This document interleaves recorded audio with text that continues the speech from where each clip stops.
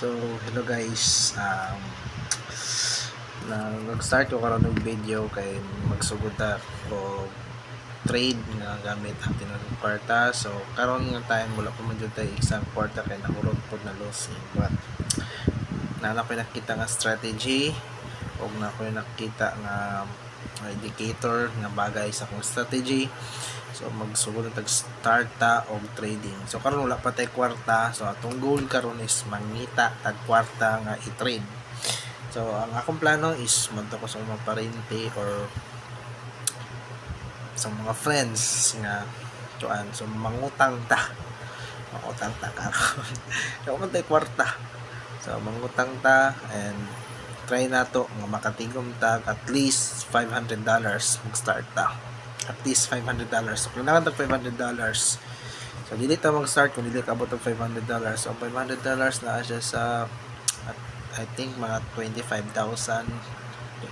Mangita na lang ang kwarta.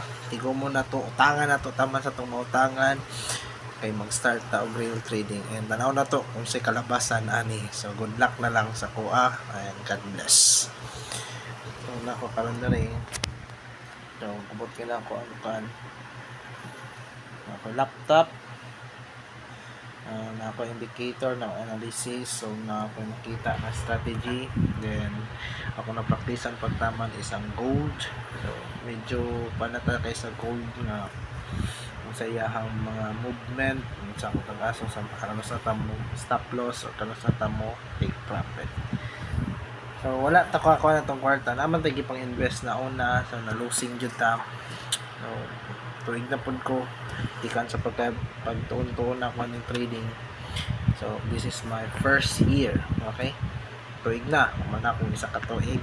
Then karon mag tuon na pud ta. Then target lang na to 2 years makapundar na ta, matabang na ta sa mga tao, especially sa pangginikanan o sa mga taong wala italikod sa tuwa sa dihang ng inahanglan ta. So in God's will may tamo gyud na ya kana lang. Tapos good luck sa to ang start sa trading.